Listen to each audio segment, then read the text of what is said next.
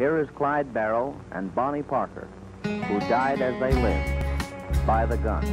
Clyde. Istorija tikrai verta ilgo romano. Ir visas detalės papasakoti tikrai reiktų nemažai laiko. Vis dėlto kai kurios detalės skiriasi. Kai kas paremta gandais, o kai kurios detalės prisimintos tik po daugelių metų, kurių neįmanoma patikrinti. Liudininkų pasakojimai taip pat ne visada sutampa ir šiandieną sunku pasakyti, kaip kas buvo iš tikrųjų. Vienu ar kitu atveju pabandysiu svarbiausias detalės paminėti. Bonnie ir Clydo istorija buvo nekartą pagražinta ir romantizuota. Kad ir kaip gražiai skambėtų jų istorija, ji kupina tamsos ir skausmo. Dėl Bonnie ir Clydo kaltės buvo sugriauti ne vieno žmogaus likimai. Per savo nusikaltėlių karjerą, jeigu taip galėtume pavadinti ją, jie nužudė 12 žmonių. Bonnie Parker gimė 1910 metais spalio 1 dieną mažame Roveno miestelyje, Teksase.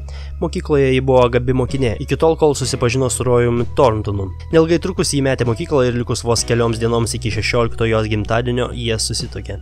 Bet jų santuoka nebuvo sėkminga. Royus Thorntonas dažnai dingdavo iš namų. 1927 metais gruodžio mėnesį jie trečią ir paskutinį kartą išsiskyrė dėl galimos Rojaus neištikimybės. Royus tiesiog išėjo ir nebegrįžo. Po poros metų jis vėl bandė su jie susitaikyti ir tai buvo paskutinis kartas, kai Royus matė Bonnie Parker. Tais pačiais metais Royus už vagystes ir plėšimus buvo pasodintas į kalėjimą. Taip iširo jų dviejų santuoka, nors oficialiai jie taip niekada ir nebuvo išsiskyrę, o Bonnie iki pat savo mirties nuvėjo vestuvinį žiedą. Tuo laikotarpiu šalyje siautė didžioji ekonominė depresija. Žmonėms sunku buvo gauti darbo. Tad 1930 metais sausio mėnesį Bonnie, neturėdama darbo, išvyko pagyventi pas savo draugę Clarence Clay, kuriai buvo lūžusi ranka, kad ji galėtų jai padėti dirbti namų ruošos darbus. Ir nuo tada viskas pasikeitė. Bonnie ir Clydas susitiko 1930 metais sausio 5 dieną, būtent Clarence'os Clay namuose. Clydas Barrow gimė 1909 metais kovo 24 dieną, taip pat Teksase, ūkininkų šeimoje. Jo šeima gyveno labai vargingai. Mokyklos Clydas nelabai mėgo, todėl pamokas dažnai praleisdavo ir laiką mieliau leisdavo su savo broliu Bucku ir vietiniais chuliganais. 1921 metais Clydo tėvas Henry Barrow, nebegalėdamas išlaikyti šeimos dėl nederlingų metų ir sveikatos problemų, paliko žemės ūkį ir persikėlė į vakarinę Dalaso dalį, tikėdamiesi geresnio gyvenimo. Bet iš pradžių jiems labai sunkiai sekėsi. Clydui ir kitiems šeimos nariams pirmuosius mėnesius teko gyventi po vagonų, tol kol jie užsidirbo pakankamai pinigų palapiniai nusipirkti. Pirmą kartą Clydas Barrow buvo sulaikytas 1926 metais, kai jam buvo 17 metų už laiku negrąžintą nuomotą automobilį. Antrą kartą jis įkliuvo kartu su savo broliu Bucku už kalakutų vagystę. Brolis visą kaltę prisiėmė savo. Clydas dirbo ir legalius darbus, nors ilgai jis juose ir neužsibūdavo. Clydo Barrow pirmoji meilė buvo mergina vardu Anne. Bet jos šeima pradėjo prieštarauti jų draugystei, kai sužinojo, kad jis turi problemų su teisėsauga. Ir jie išsiskyrė. Pagal Clydo sesers pasakojimą, jis būtent dėl Anės išsinuomavo automobilį pusdieniui, kai pirmą kartą buvo sulaikytas. Jis važiavo pas ją, kuri tuo metu buvo kitame mieste. Jis užtruko tenai kelias dienas ir negrąžino automobilio numatytų laiku, o nuomotojams pranešus policijai įkliuvo pareigūnams. Netrukus Clydas įsimylėjo antrą kartą, merginą vardu Gladys, ir net įsitaituravo jos vardą ant rankos.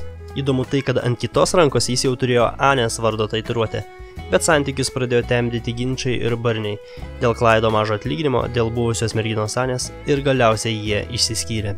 Clydas bandė stoti ir į jūrų laivyną, bet buvo nepriimtas. Jis jautėsi turbūt labai nusivylęs, nes dar prieš stojant jis ant rankos išsitaituravo USN, tai reiškia United States Navy, arba išvertus tai reikštų Jungtinių valstijų laivynas. Po truputį jis vis dažniau klimpo į nusikalstamų pasaulio liūną. Su savo broliu jis plėšdavo parduotuves ir vogdavo automobilius. Manoma, kad būtent vyresnysis brolis Buckas jį ir pastūmėjo į kriminalinį pasaulį. Clydas Barrow ir Bonnie Parker susitiko, kai Clydui buvo 21, o Bonnie 19 metų. Tačiau neilgai trukus Clydas vėl įkliuvo policijai ir buvo uždarytas į Vako kalėjimą. Bonnie lankė jį kalėjime. Jis sužinojusi, kad Clydas ir jo kalėjimo kolega rezga pabėgimą, padedama pusseserės Merės, jį prasinešė į susitikimo vietą pistoletą ir perdavė jį Clydui. Praėjus vos savaitei juos vėl sučiupo. Šį kartą Clydą uždarė 14 metų į Hentvilio sunkiųjų darbų kalėjimą, kur darbus gavo atlikti Easthamo fermoje. Easthamas garsėjo savo sunkiais darbais, apsauginių bei kitų kalinių žiaurumu. Clydas Barrow kalėjime buvo seksualiai išnaudojamas ir atkeršydamas jis metaliniu vamzdžiu nužudė savo prievartautoją. Tai buvo pirmoji jo žmogžudystė. Bet kaltę už jo nužudymą prisėmė kitas kalinys, kuris buvo nuteistas kalėti iki gyvos galvos. Clydo motina rašė daugybę laiškų teisinės sistemos atstovams, kad teismo nuosprendis būtų peržiūrėtas. Ir jai pasisekė. Bausmė buvo sumažinta iki 2 metų. Clydas Barrow, kad išvengtų kalėjimo darbų, susitarė su vienu kaliniu, kad suvaidintų nelaimingą atsitikimą ir jam nukirstų kojų pirštus. Jis nežinojo apie jo motinos prašymus peržiūrėti bausmę. Praėjus savaitei po tariamo nelaimingo atsitikimo, jį paleido iš kalėjimo lygtinai. Dėl šio įvykio jis niekada nebevaikščiojo kaip iki tol. Grįžęs iš kalėjimo jis subūrė gaują, vadinamą Barrow gauja. Gauja plėšdavo pakelės degalinės, mažų miestelių parduotuves, vogdavo automobilius, darbuotis tekdavo gan daug, nes laimikis dažnai būdavo skurdus ir kartais nesiekdavo net $10. 1932 metais pavasarį po nepavykusio apiplėšimo Bonnie Parker buvo sugauta ir įkalinta Kaufmano kalėjime 2 mėnesiams. Kalėjime jį parašė keletą eilėraščių, kurių viena istorija apie savižudę Sel vėliau išspausdino laikraščiai. Sprendžiant iš jos eilėraščių, Bonnie nujautė, kas jos laukia ir kur visa tai veda. Nors jie stengiasi bankų neplėšti dėl mažo pelno, jiems tai tekdavo kartais daryti. Po kelių labai sėkmingų banko apiplėšimų jie nusprendė išsinuomoti apartamentus Misūrio valstijoje ramioje vietoje Jopline, kuri jiems atrodė gan saugi ir policija jų neieškos. Jie buvo nusiteikę praleisti kurį laiką tenai, kol sukurs planus, kaip ir ką toliau darys. Vietiniams gyventojams pradėjo kilti įtarimas. Manoma, kad ramioje gyvenvietėje kažkas iš kaimynų paskambino policijai, kai išgirdo šūvį, kurį netyčia Clydas iššovė. Balandžio 13 dieną policija apsupo namą, bet nusikaltėliai nesirengė pasiduoti ir įvyko susišaudymas, per kurį buvo nušauti 2 pareigūnai. Gangsteriams pavyko pabėgti, bet skubėdami jie beveik visus daiktus paliko. Policija apieškojusi pastatą rado nemažą ginklo arsenalą, asmeninius gaujos daiktus, neišryškintų fotojuostelių ir Bonnie užrašus. Išryškinus juosteles paaiškėjo, kad kai kuriuose nuotraukose pozavo Bonnie ir Clydas su ginklais ir cigarais. Netrukus nuotraukos atsidūrė laikraščiuose. Dėl šių nuotraukų ir Bonnie eilėraščių nusikaltėlių pora išgarsėjo. Tuo metu jau buvo prasidėjusi didžioji ekonominė depresija, žiniasklaidai taip pat buvo sunkus laikai ir laikraščiams Bonnie ir Clydo istorija buvo geras kąsnelis. Spauda ir skaitytojai pradėjo juos romantizuoti ir tai tik dar labiau paskatindavo susidomėjimą jais. Jų nuotraukos laikraščiuose pavertė juos tam tikro lygio žvaigždėmis, kurias žmonės mėgo. Siaučiant depresijai žmonės skurdo, o kai kurie bankai vis dėlto klestėjo. Bonnie ir Clydas tapo lyg ir herojais, kurie plėšdavo iš turtingųjų. 1933 metais birželio 10 dieną Barrow važiuodamas dideliu greičiu nepastebėjo įspėjančiųjų ženklų apie remontuojamą tiltą ir įvyko avarija. Iki šiol nėra aišku, ar tai buvo užsidegęs benzinas ar rūgštis iš akumuliatorių, bet faktas, kad Bonnie buvo labai nudeginta koja ir po to įvykio jį tapo raiša. 1933 metais Liepos 18 dieną Misūrio valstijoje netoli Plastičo jie išsinuomavo porą kambarių Raudonosios karūnos motelyje. Motelio darbuotojų jie pasirodė įtartini ir jis pranešė pareigūnams apie įtartinus tipus motelyje. Kitą dieną vėlai vakare prie motelio privažiavo keletas šarvuotų automobilių ir daugybė pareigūnų apsupo pastatą, užtvėrė įvažiavimus. Vėl įvyko susišaudymas. Buvo sužeista keletas pareigūnų, jiems vis dėlto pavyko pasprukti, bet Clydo brolis Buckas buvo sunkiai sužeistas į galvą, o jo žmona Blanche taip pat nukentėjo ir buvo sužeista į akį. Po kelių dienų juos pastebėjo vietinis medžiotojas Dextfieldo parke, tarp Renfieldo ir Dexterio Jovoje, kuriame jie bandė atsigauti po visų susišaudymų. Medžiotojas iškvietė pareigūnus ir neilgai trukus pareigūnai su vietiniais gyventojais užklupo Barrow gaują ir apšaudė. Bonnie ir Clydui pavyko pabėgti, tačiau Clydo brolis Buckas buvo pašautas į nugarą ir sulaikytas. Kartu buvo sulaikyta ir jo žmona Blanche. Dėl akies sužeidimo ji buvo su tamsiais akiniais. Akies jai nepavyko pagydyti ir ji neteko vienos akies regėjimo. Clydo brolis atsidūrė ligoninėje. Jo būklė buvo labai sunki ir Liepos 29 dieną jis mirė. Jam buvo 30 metų. Raimondas Hamiltonas, vienas iš Barrow gaujos narių, paliko gaują po to, kai smarkiai susiginčijo dėl jo draugės Mary O'Dear. 1934 metais, balandžio 25 dieną, jis buvo sugautas ir pasodintas į kalėjimą. Hamiltonas buvo kalėjime Bonnie ir Clydo mirties dieną. 1935 metais, gegužės 10 dieną, jam buvo įvykdyta mirties bausmė, pasodinant į elektros kėdę. Hamiltonas ramiai ir tvirtai žengė prie kėdės, ištardamas paskutiniuosius žodžius. Kągi, sudėjau visiems. 1934 metais, balandžio 1 dieną įvyko įvykis, kuris sukėlė ne tik pareigūnų, bet ir žmonių pasipiktinimą. Stovėdami pakelėje Baraugauje nušovė 2 pareigūnus – Holloway Daniel Murphy ir Edvardą Browną Wheelerį, kurie tuo metu važiavo su motociklu ir pamatė automobilį, net nežinodami, kad ten yra Bonnie ir Clydas, pasuko į jų pusę. Tuo metu ši scena buvo atkurta pagal vietinių ūkininko Viljamo Šiferio pasakojimą, kuris gyveno netoliese ir viską matė. Jis žurnalistams teigė, kad Clydas negailestingai nušovė 2 pareigūnus, o jo mergina Bonnie Parker, priėjusi prie pareigūnų, tyčiojusi iš jų ir šovusi dar kartą kontrolinius šūvius į galvą, įsitikinti, kad jie tikrai nebegyvi.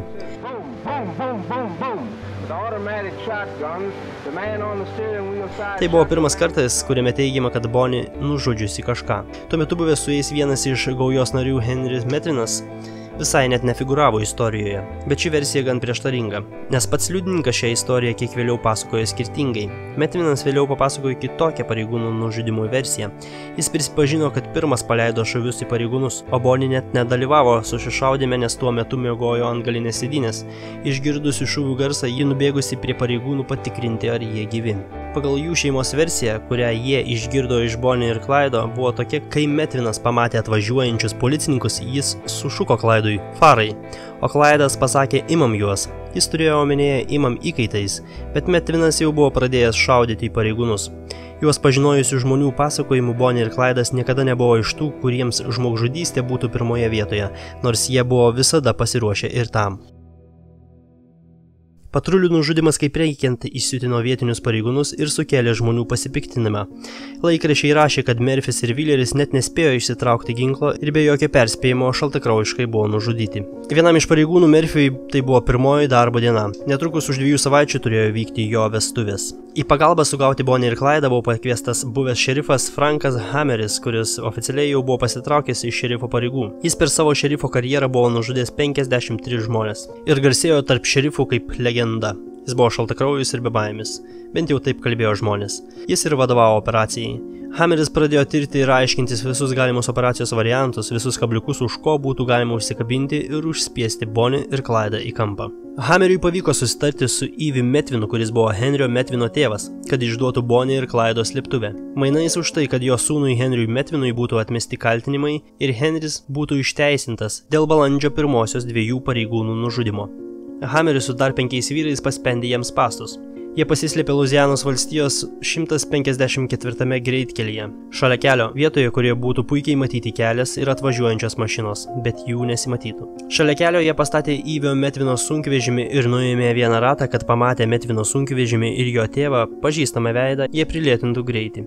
Jie laukė visą naktį ir ryte apie 9 val. Išgirdo tolumoje atvažiuojančią mašiną. 1934 metais gegužės 23 dieną, kai Bonnie ir Clydas pamatė Henrio tėvą ir jo sunkvežimį, jie sustojo. Tuo metu Hammeris su savo vyrais pradėjo šaudyti juos. Jau pirmi šūviai pataikė Barau į galvą. Jo koja atleido stabdžių pedalą ir mašina dar kelis metrus nuriedėjo į priekį. Į mašiną buvo paleista daugiau kaip 160 kulkų, maždaug po 50 kliuvo Bonnie ir Clydui. Jų mašina su dar viduje esančiais kūnais buvo nutemta į netoli esantį miestelį Arkadiją. Vos įvažiavusi miestelį žmonių minia apsupo mašiną. Kai kurie iš jų bandė pasiimti stiklo ar kitokį mašinos suvenyrą, dar kiti bandė atsiplėšti Clydo ar Bonnies drabužių skiautelę, nusikrypti plaukų sruogą ar pasisavinti kokį nors kitą trofėjų. Bonnie vyras Royus Thorntonas, kai išgirdo apie Bonnie ir Clydo mirtį, buvo kalėjime. Jis pasakė, džiaugiuosi, kad jie mirė būtent taip. Taip daug geriau nei būti sugautiem.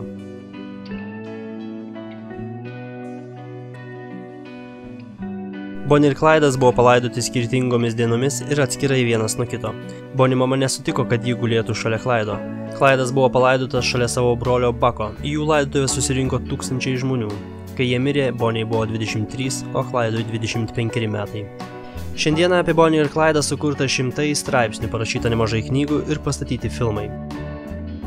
Ir dar šis tas. Kartais Bonnie ir Clydas pagrobdavo kokį žmogų, bet jo nenužudydavo. Kartą tokio pagrobimo metu jie paleido jį ir nedadavė pinigų, kad šis galėtų grįžti namo. 1933 metais sausio 26 dieną Baraugauje pagrobė pareigūną, kuris norėjo juos sučiupti. Kitą rytą jie jį paleido. Po to, kai buvo surastos Bonnie ir Clydo nuotraukų juostelės, padarius nuotraukas, pagrobtasis pareigūnas atpažino nuotraukose esant jo ginklą. Bonnie buvo pasidariusi tatuiruotę ant dešiniosios šlaunies, kur buvo pavaizduota dviguba širdis su jos vyro Rėjaus ir jos vardu. Bonnie nemėgo rūkyti cigarų, kaip vaizduojama nuotraukose. Ji rūkė Camel cigaretės. Clydas buvo gabus muzikai ir mėgo groti saksofonu. Jis vežiodavosi jį mašinoje.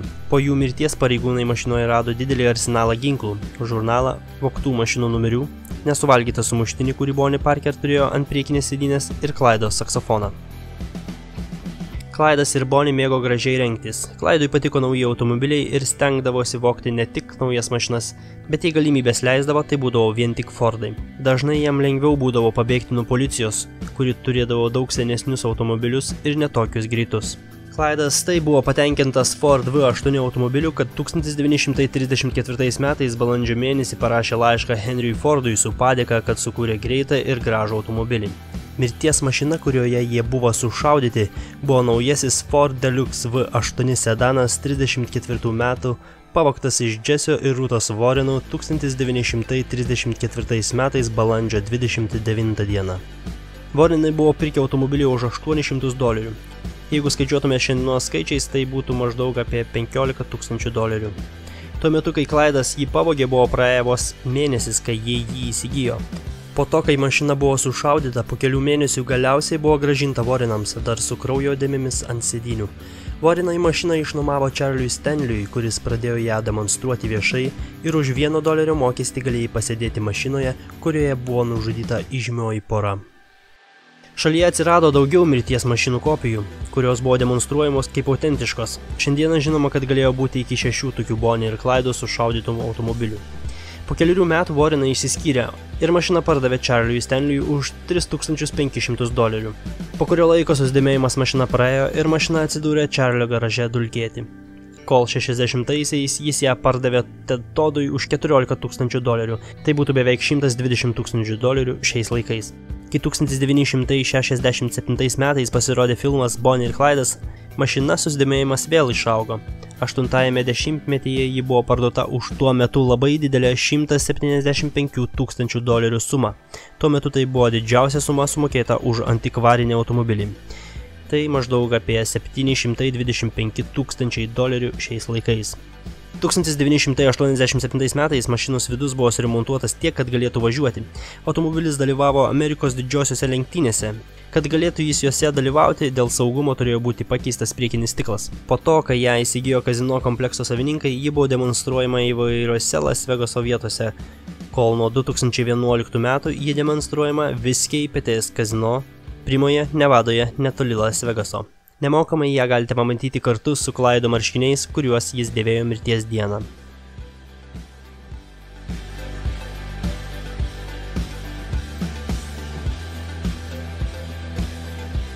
Jeigu jums pasirodė įdomi Bonnie ir Clydo istorija, rekomenduoju pažiūrėti 1967 metų ir 2013 metų filmus tuo pačiu pavadinimu Bonnie ir Clydas, bei 2019 metais sukurtą filmą The Highwayman su Kevinu Costneriu, kuris atliko Franko Hammerio vaidmenį parodančią istoriją iš priešingos pusės. Tai tiek šiam kartui ir iki kitų kartų.